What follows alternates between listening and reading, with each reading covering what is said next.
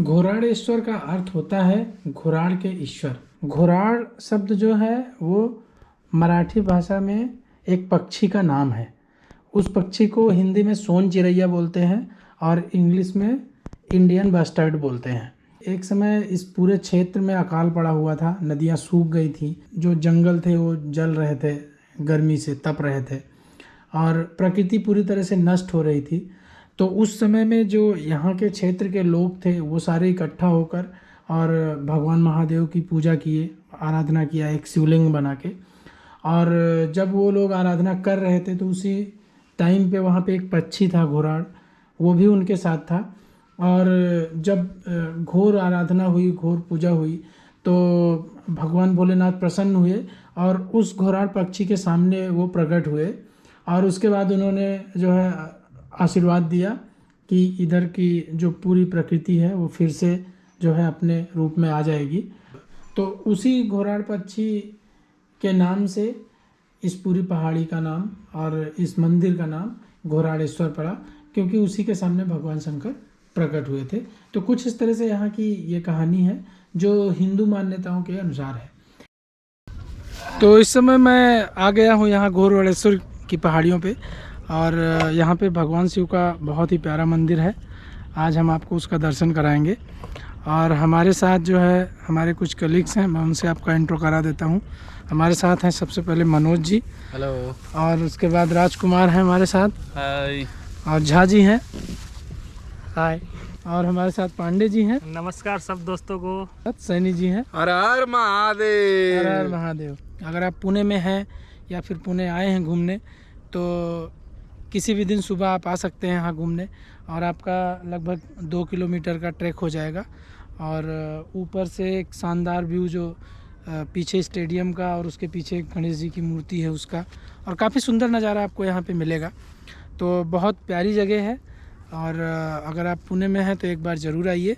और भोलेनाथ का जो मंदिर है वो पूरा पहाड़ के बीच में और अंदर जो है गुफा में, ऐसा बहुत पुराना मंदिर है और जो शिवलिंग है बहुत ही दिव्य है। तो एक अलग ही वहाँ पे अनुभूति होगी आपको जब आप आएंगे। तो आप मेरा जो है आप सबसे निवेदन रहेगा कि आप आइए एक बार और यहाँ इस जगह को देखिए, काफ़ी अच्छी जगह है। हर हर महादेव। अभी मैं जिस जगह पे खड़ा हूँ यहाँ से 3 रास्ते जा रहे हैं। एक ये रास्ता है पहला, और दूसरा रास्ता जो है ये ऐसा आपको ट्रैकिंग करके ऊपर जाना पड़ेगा, और एक तीसरा रास्ता यहाँ से गया हुआ है, मैं आपको दिखा देता हूँ। ये रास्ता है, तो ये रास्ता जाता है संत तुकाराम मंदिर की तरफ, और दूसरा ये जो रास्ता है, तो ये जो रास्ता है ये जाता है बजरंगबली के मंदिर की तरफ, और ये यहाँ पे जो महादेव का मंदिर है घोराडेश्वर महादेव का, वो उस तरफ जाता है। सबसे पहले हम संत तुकाराम मंदिर की तरफ चलेंगे।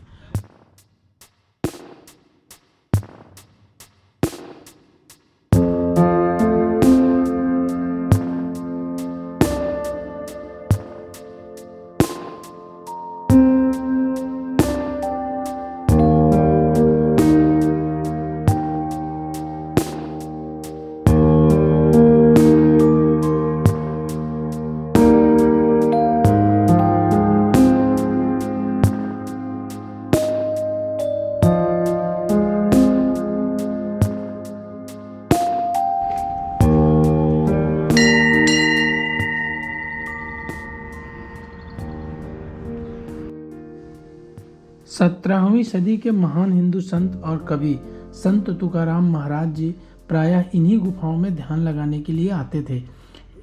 इसके अलावा संत तुकाराम महाराज जी दुर्गा टेकड़ी, भंडारा और भामचंद्रा के डोंगरों पर भी ध्यान लगाया करते थे।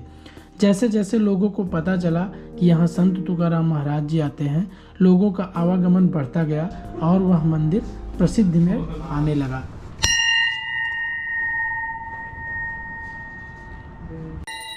पुरातत्वविदों का मानना है कि यह गुफाएं 3री और 4थी शताब्दी में बनाई गई थीं।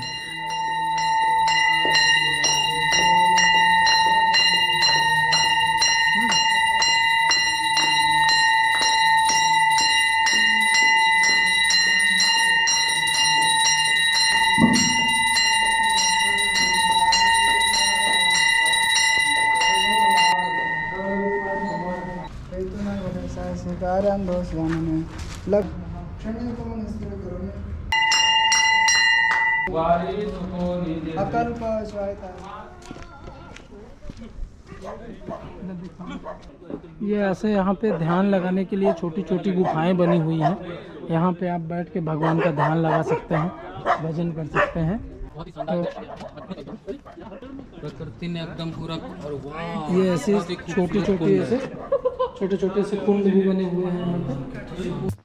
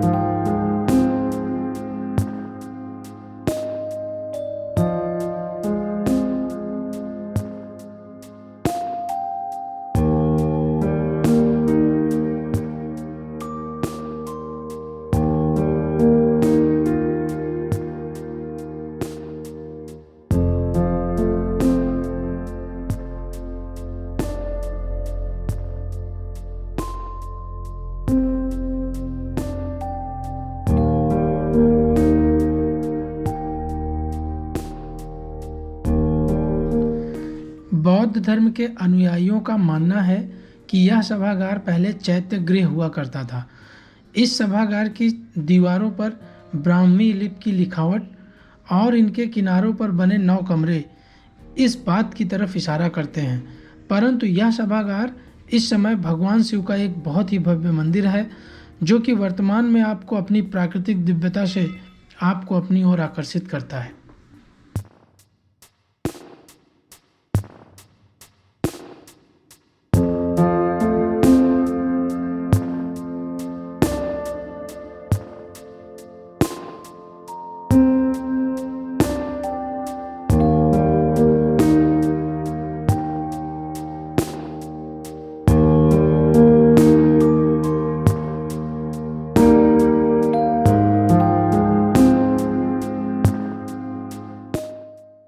आप यहाँ पे जहाँ पे मेरा फिंगर टिप है, ये पुणे का क्रिकेट स्टेडियम है।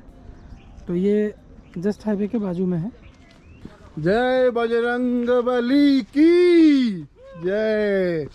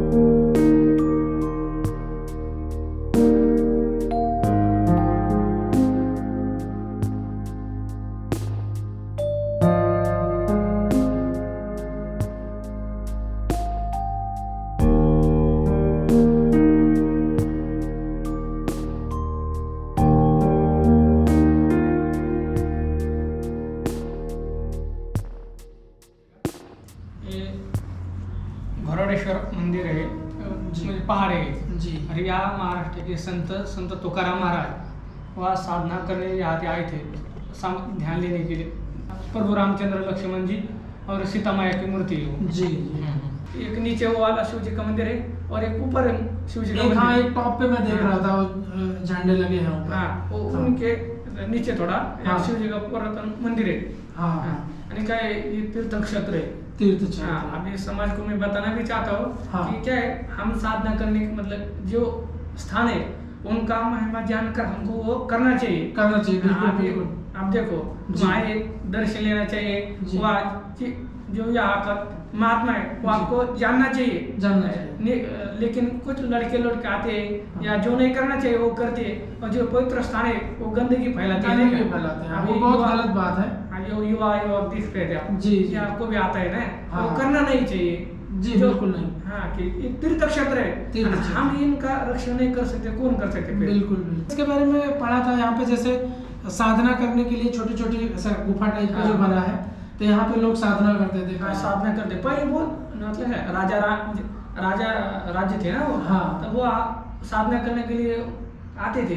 अब देखो हम वो नहीं कर सकते, हमको जतन करके रखा है, हमको इनका भी रक्षण करना है, नहीं का? जी। साधना करने के लिए जो साधु मन में आते हैं, हाँ। उनको ये अच्छे है ना साधना करें, हमारे जैसे बहुत तो आते हैं। यहाँ पे जो आप लोग देख रेख कर रहे हैं, तो इसके लिए आपको सरकार की तरफ से नहीं, कुछ नहीं। फंडिंग है क्या? ऐसा कुछ नहीं है, आप लोग अपना खुद से देख रेख अपनी श्रद्धा से कर रहे हैं? श्रद्धा से करें। श्रद्धा से करें। हमारा गुरुकुल है आलंदी में, संत जोग महाराज वारकरी शिक्षण संस्था आलंदी में? आलंदी में जी। हमने वहाँ पढ़ाई की, और उनको दिया हमारे गुरु जी कहे कि जा अभी और आपको साधना करनी है। या हम आए, उन संत ज्ञानेश्वर महाराज है, संत हाँ जी। तुकाराम महाराज है, उनका जो ग्रंथ है वो हम पढ़ रहे हैं, ध्यान नहीं का पढ़ रहे हैं। जी। हमारे आपको मान धन नहीं है। हाँ। हम हमारे को भिक्षा मांगने के लिए नीचे जाते हैं दर दिन। हम 7-8 साधक यहाँ रहे थे, दर दिन हम भिक्षा मांग कर लाते और ये आने का साधना करके अपना निवारा खुद हमसे करते जी, जी। कि हम मान धन हमारा सरकार से कुछ नहीं मिलता। जी, इतने मतलब माया भरे संसार में और आप इतना त्याग भरा जीवन जी रहे हैं, तो ये वाकई एक आदर्श जीवन है बाबा जी। और आपसे वाकई देख के मतलब बड़ा अच्छा लगा, और आपसे मिलके भी बहुत अच्छा लगा, और हमारे दर्शकों को भी मतलब यहाँ के बारे में, इस मंदिर के बारे में और घोरोड़ेश्वर की जो पहाड़ी है इसके बारे में काफ़ी पता चला। तो बहुत बहुत धन्यवाद बाबा जी, आपने अपना समय दिया, काफ़ी अच्छा लगा आपसे मिलके। और हम पुणे में ही रहते हैं, तो समय निकाल के कभी कभार आया करेंगे, तो आपसे मुलाकात होगी। तो बहुत अच्छा लगा आपसे मिलके। राम कृष्ण।